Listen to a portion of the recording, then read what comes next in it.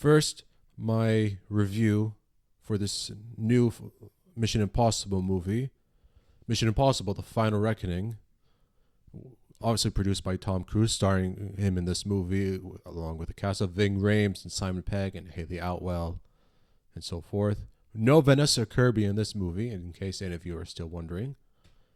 But still, it's still a very good cast. And yes, it does an excellent job of closing the franchise as a whole. Now, of course, it has some of the usual that you would expect.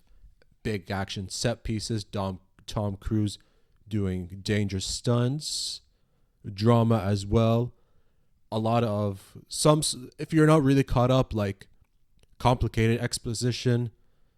And really, like this time, the big antagonist, although there is the antagonist Gabriel that we've known for a while, but the big antagonist introduced in Dead Reckoning Part 1 is the Entity, which is like a dangerous AI ready to set off nuclear missiles everywhere and so forth. So obviously, this movie sort of went into the sci-fi territory, as if this movie is trying to tell us an AI program is ready to launch missiles, access codes, launch missiles everywhere, and cause the apocalypse and death and all that and so forth. So of course, it's going to be like that. That sort of kind of movie. It does a great job as well. Of course, everyone was excellent. I did like the cinematography, excellent set pieces as well. Now, of course, the movie itself, it can be a bit complicated as well. There are a lot of tense moments, especially like even as the third act goes on. Like you just get this tense feeling in the final seconds, like hopefully destruction and chaos doesn't happen. As well as while Tom Cruise as Ethan Hunt tries to retrieve like this, I don't want to call it like a shiny MacGuffin, but this high-tech gizmo that is supposed to stop the all-world destruction that could have happened. And great locations going too, like of course like the snow areas and the submarine going through submarines and so forth, like with politics, like politics with like U.S. presidents and submarine ships. It does well.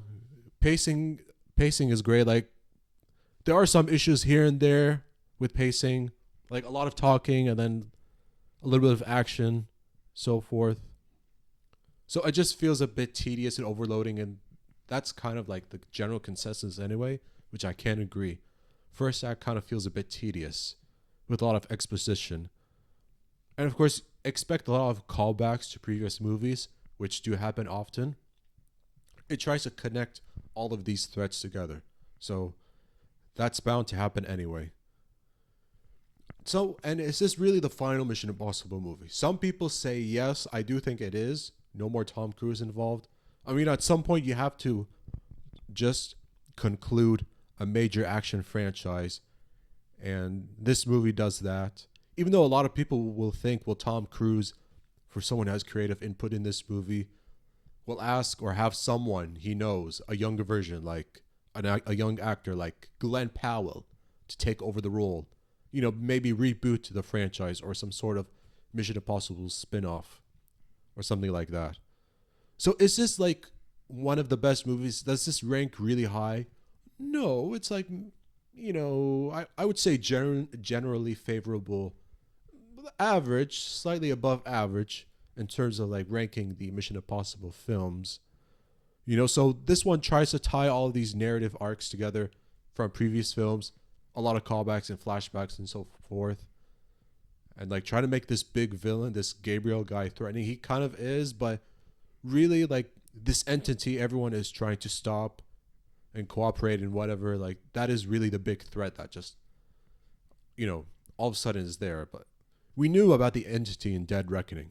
I kind of like Dead Reckoning more than the Final Reckoning, but this is still a solid movie anyway. As I was sitting, like I was like kind of tense, like, oh my god, will this really happen? Will this really happen? Like, it does really a good job of keeping the audience on its toes, but still excellent nonetheless. Excuse me. It's kind of like a sentimental send-off, especially like, you know, if you could remember, like there's a big I don't want to spoil it, about like a death of a major character, so I just want to prepare you that. But of course, like Tom Cruise, always excellent with the stunts as well.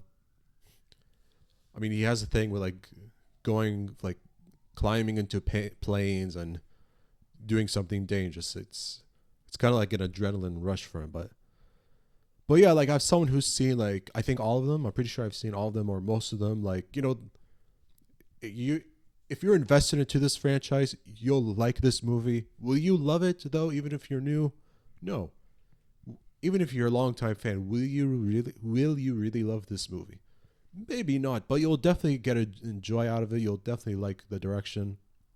I just think other movies like maybe Ghost Protocol and Rogue Nation, I just thought those were better movies. I think those are some of the best movies in the franchise. But that's it. Maybe like the only issue is maybe like the pacing on its actual story.